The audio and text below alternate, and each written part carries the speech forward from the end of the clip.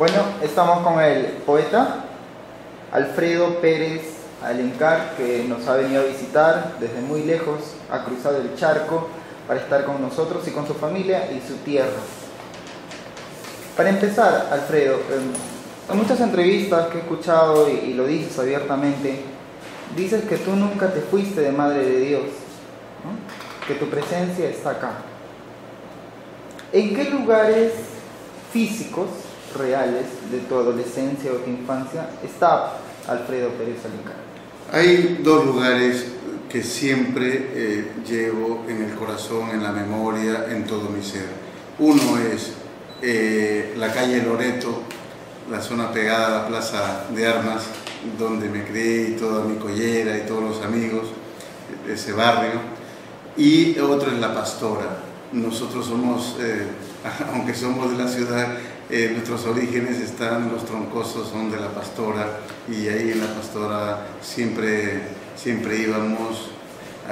Ahí descubrí por vez primera, siendo muy pequeño, lo que eran las luciérnagas, pero en una tarde-noche, en un potrero de mi tío Antuco, ver las luciérnagas a mí me conmovió tanto que me dejó marcado positivamente. Tengo un pequeño librito titulado Posesión entre luciérnagas. Entonces, esos dos sitios son para mí marcantes. Otro, en tercer lugar, saliendo fuera, es lo que antes se llamaba ese aposento, por mi tía Albina, una hermana de mi madre, ¿no? Y ahí se llegaba solo en avioneta. Ahora ya la carretera llega tan cerca ahí que luego habrá una entrada a aposento, pero cuando vas para Iberia. Pero antes solo en avioneta, y me acuerdo de esos viajes con el capitán Zumar, que luego se mató recogiendo camarones en la costa, me parece, pero me hacía unos viajes donde hacía por el río, íbamos casi invertida la avioneta, un loco, era genial, ¿no? Entonces, sí, son recuerdos muy gratos de lo que es Madre de Dios, no solo la ciudad de Puerto Maldonado. Imágenes que te quedaron hasta nuestros días. Esas imágenes, digamos, ¿no? Lo que mencionas, las luciérnagas, los atardeceres. ¿Qué tanto existe de eso en tus poesías? Mucho, sí. Existe en mi primer libro de temática amazónica, en Madre Selva, está muchísimo. Y también ahora está presente. Sobre todo, fíjate, una visión que siempre se me ha quedado imborrable es la confluencia entre el Madre de Dios y el Tambopata desde el Parque Grau, ¿no? Todo ese es el barrio donde yo me he criado, ¿no? Y por lo tanto son situaciones que te marcan, pero como a cualquier ser humano, tu lugar de nacencia y de crecimiento primero. Luego puedes estar en otros lugares más deslumbrantes, menos deslumbrantes, da igual. Pero lo tuyo, lo primero, aunque sea la puna, aunque sea la selva, cada cosa es lo más maravilloso. Yo me conmuevo todavía recordando cuando fue un niño saharaui del Sahara, estuvo en nuestra casa 2 meses como acogido, que van en el verano para mejorar, porque en el verano son 55 grados que alcanza el desierto, ellos están en campos refugiados, y él decía que lo más bello para él era ese desierto de 55 grados. Entonces, para mí, evidentemente, juego con ventaja porque la belleza de la Amazonía, de nuestra selva, es un poco mejor que el desierto y por lo tanto es imborrable, ¿no? ¿A los cuántos años sale Alfredo Pérez Alencar de Puerto Maldonado? Bueno, yo ya estoy demasiados años fuera físicamente, de forma permanente. Yo he salido de los 16 años, no he vuelto y tengo 52 años. He vuelto siempre de paso, ¿no? Por estancias un poco mayores. Cuando estudiaba en la universidad en Lima venía un mes, en las vacaciones y tal, ¿no? Siempre he estado presente, ¿no? Pero ya definitivamente salí cuando tenía 16 años, terminé en el Colegio Guillermo Billinghurst, salí el primero de mi promoción y tuve acceso a la universidad en Lima sin examen de selectividad, de examen de admisión, ¿no? Wow. Y esta pasión por la lectura primero, ¿no? Para luego escribir. Siempre lo primero es la lectura. Lo otro es un concatenante, si se quiere, no es una consecuencia.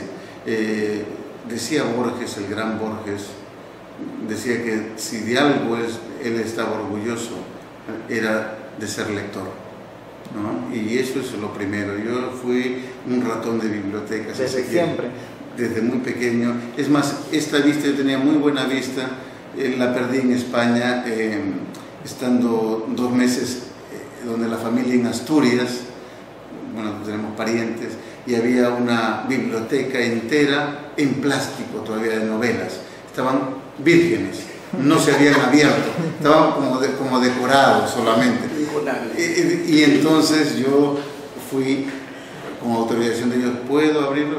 Por favor, 50 y tantas novelas me leí ese verano desde que me despertaba después del desayuno, y ahí fue que perdí la vista, porque era casi unas 18 horas diarias leyendo, ¿no? Feliz porque tenía la comida, era un restaurante de mi familia, o sea, era bajar, comer, subir, leer y tal, y el poco tiempo que dedicaba a dormir. Así que me leí 50 y tantos y ya tenía 23 años, no era tan joven, ¿no? Pero de los 10, 11 años devoré todo, Julio Verne, todo lo que había en mi casa lo devoré. Y yéndonos a nuestros tiempos, ¿qué te parece ese contraste que mientras tú perdías la vista por leer tanto, hoy la gente o los niños o adolescentes pierden la vista por estar muy pegados a aparatos electrónicos? Sí, es interesante y yo no critico, lo que puedo hacer es dar un comentario en torno a eso, es decir, son los tiempos, no podemos anquilosarnos y creer que lo antiguo era lo mejor y lo posmoderno lo peor. Ahora bien, dicho eso, el problema está, ¿qué pasa si no hay electricidad y no pueden encender su ordenador de mesa? ¿Qué pasa si si se les estropea el WhatsApp? Es un dilema, un drama terrible. En cambio yo a veces digo, oye, tienes que perder tranquilo, yo me llevo un libro, estoy leyendo, tranquilo, no tengo problema, ¿no? Entonces, cuando me chocaron el carro allá y en el taller de reparaciones me dijo, oh, tu profesor va a tardar una semana, que sean 10 días. Le digo, así mejor tomo mi autobús y tal, me viene bien bajar a la realidad de no estar en la comodidad. Entonces yo llegaba y cada media hora pasaba el autobús, hay veces por 5 minutos lo perdía, tranquilo, en mi bolsillo estaba un libro, me ponía a esperar, y hay veces ya me enfadaba cuando estaba llegando el autobús, 25 minutos después, yo estaba ya por terminar un capítulo. Entonces, ese sentido, ¿qué quiero decir con esto? Que es bueno las tecnologías, es bueno estar conectado con todo el mundo, es bueno todo eso, en su justa medida. Lo importante también es que traten de compatibilizar, de perder, entre comillas, un tiempito. Y si ya no 2 horas, 15, 20 minutos para leer algo, ¿no? Leer lo que quieran, ¿no? El otro día yo estaba muy feliz viendo a mi sobrina Aitana leyendo una novela así, aunque sea de terror, de lo que sea, ¿no? Así la novela me encantó, porque raro, es una niña rara en estos tiempos que se lea eso. Y por eso en España a veces se criticó mucho a Harry Potter, por ejemplo, ¿no?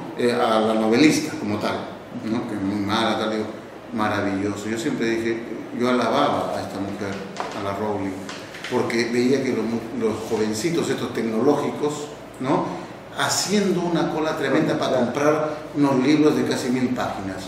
Y dije, qué maravilla, ojalá que hayan más como ellas, porque lo importante es que cojan un libro y lean, luego ya tendrán más costumbre de leer otras cosas. Ahora, teniendo en cuenta que hay autores que no recomiendan ese tipo de, como le llaman, ¿no? Lectura para la recreación. De bestseller, sí.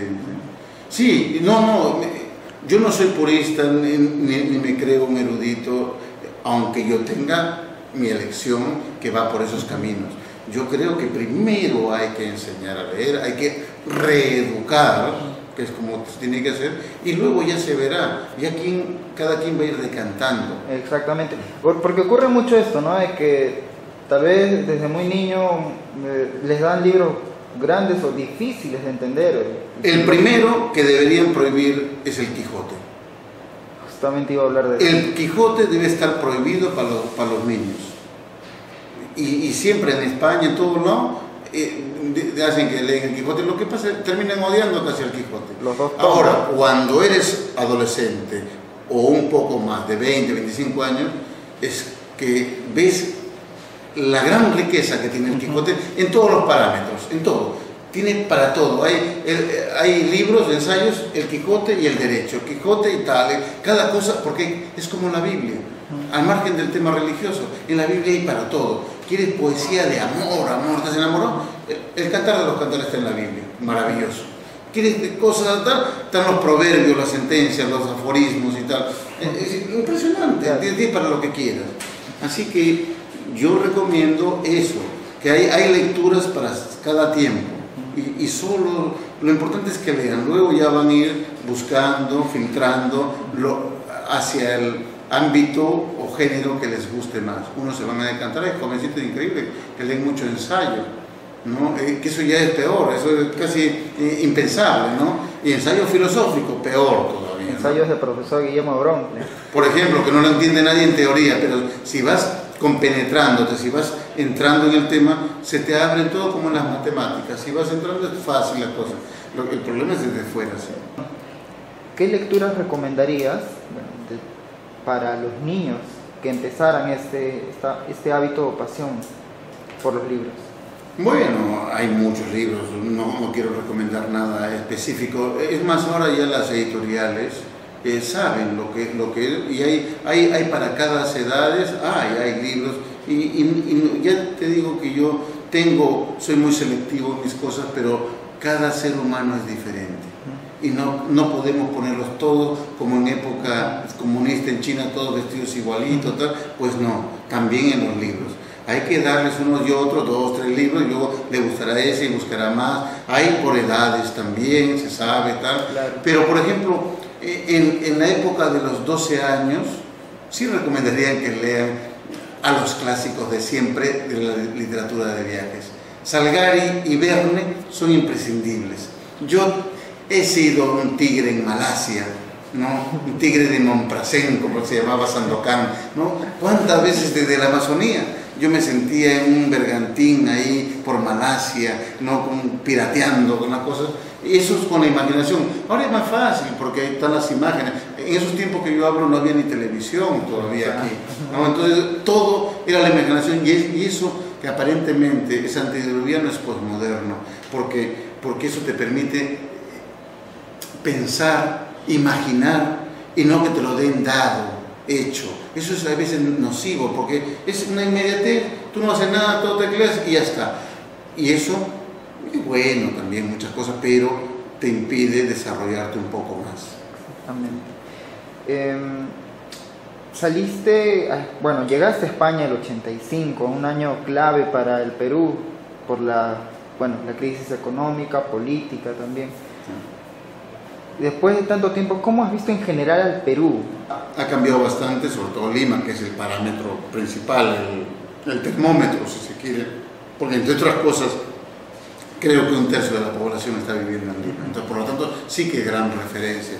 Y Lima ha cambiado mucho para bien y mucho para mal, como es lógico en estas cosas. El tráfico es insufrible, pero ha mejorado mucho. Y lo que sí, para ir abreviando estas cosas, sí decir que he notado por lo menos un espíritu más emprendedor, y eso es importante. El pesimismo es negativo siempre, valga casi el oxímoron que hacía, pero hay mucho espíritu emprendedor, hay mucha voluntad de salir adelante, cosa que en esos tiempos cuando yo me fui todo era decaído, estaba el terrorismo además de por medio, ¿no? Entonces todo era negativo. Ahora todo es positivo, pero como yo digo en un poema que casi no recuerdo yo nunca mis versos, pero ese sí recuerdo, donde digo: por el oro nunca te envanezcas, pues bien puede faltar mañana.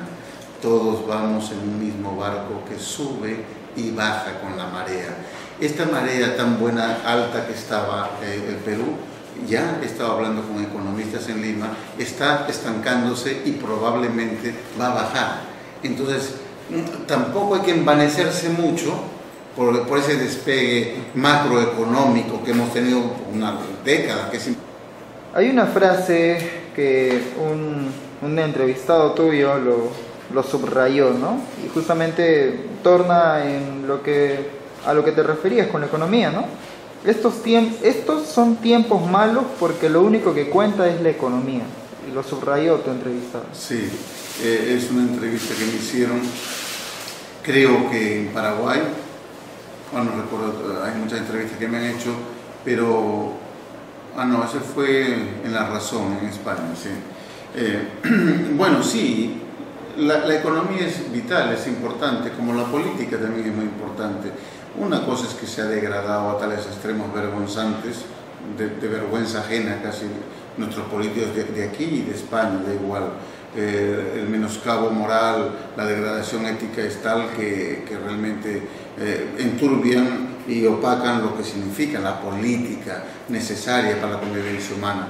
Lo mismo la economía es importante, es clave. Evidentemente, hay un dicho que siempre decimos en broma, primo mangiare dopo filosofare, primero comer y luego hacer filosofía, que se necesita también esa tranquilidad económica para ciertas cosas, pero no esa codicia, esa avaricia, ese deseo sin fin. ¿Cuánto más necesitamos para vivir? ¿Cuánto más? Nunca hay esto basta. No, yo particularmente con lo que tengo ya es bastante, ¿no? Una pequeña casita, un pequeño departamentito, hay el pan, hay el abrigo y ya está, ¿no? Mínimamente, no necesito más. Entonces, por lo tanto, es una ímpetu poético, evidentemente, ¿no? Una forma de ser de los poetas, pero yo entiendo que el ser humano no se ciñe sobre la economía, es más, requerimos hay gente millonaria que está tan vacía que luego se suicida, ¿no? Sí. Tengamos eso presente y por eso hay que llenarnos de otras cosas también. Cada quien puede ser la Biblia, puede ser la literatura, puede ser el budismo, puede ser el kung fu, lo que quieran, pero llenarnos de otras cosas también, no necesariamente de la economía. Lo decía Séneca justamente, parafraseándolo, pobre no es el que no tiene o el que tiene poco, sino pobre es el que tiene y quiere más y más y más. Así es. ¿Te parece paradójico, estando sentado aquí en Madre de Dios, la ambición por el dinero que ha trastocado la Amazonía con actividades extractivistas ilegales, incluso como minería, como tal indiscriminada? Sí, yo estoy en contra de todo desenfreno. Estoy a favor del hombre, de que el ser humano necesita un medio económico para sobrevivir, para vivir dignamente. Ahora, cuando esto es un desenfreno absoluto, cuando se cree que estamos en la selva doblemente, lo digo como metáfora del salvajismo, pues no, estamos en la posmodernidad, hay leyes, hay que cumplir, hay que contribuir al Estado. Al Estado no se le puede pedir todo y no darle nada, hay que cotizar, hay que pagar impuestos, hay que hacer todo, porque luego eso revierte para la sociedad. Entonces, por lo tanto, estoy en contra de todo exceso de extralimitación o lo que sea, que no vaya por los cauces que beneficien o afecten a todos. Sí. A pesar también, ¿no? Y yendo un poco el campo político, que las autoridades tampoco regionales, o yéndonos al macro, nacionales, no han hecho lo necesario en cuanto a la... No solo no han hecho lo necesario, sino que han volteado el rostro hacia otro lado por otros intereses espurios. Y eso hay que denunciarlo. Por eso están denunciados y por eso hay más de 8 presidentes regionales, por eso y por desfalcos y por corruptelas, están en la cárcel, y bienvenido que sean en la cárcel, y que sepan que todos los que van en la cadena, en ese enlace, y que creen que pueden hacer y deshacer, ¿no? Porque creen que por llegar a un cargo ya son importantes, pues no. Ministerio significa servidor, ¿no? Un ministerio en la Biblia, en el sentido, de ahí viene del latín y todo eso, es el que sirve al otro. No es que se hace servir del cargo para robar y para dispendios y que llevan a la bancarrota, como ha pasado en España. Yo no estoy hablando solamente de Perú, sí. En general, los boatos, las bonanzas aparentes luego conducen a lo que conduce, pero pasa aquí y pasa en otras partes del mundo. Hay una degradación moral, ética realmente muy fuerte, y eso, si los jóvenes, los niños están viendo que al final no pasa nada, van a hacerlo otra vez. Van a creer que se puede hacer, pues no se puede hacer. Y en ese sentido es clave un rearme ético que tenemos que hacer. Muy bien. Vamos a terminar la entrevista, Alfredo, con algunas palabras que hemos elegido y un concepto corto, nada más. Colegio Guillermo Billinghurst. Años hermosos de aprendizaje. Tierra verde. Madre de Dios, toda la Amazonía. Pueblo viejo. Yo los veía desde arriba, desde el Parque Grau. Cabaña Quinta. Un lugar en Maldonado, pero un lugar en Asturias, de donde vino mi abuelo inmigrante. Javier Herou.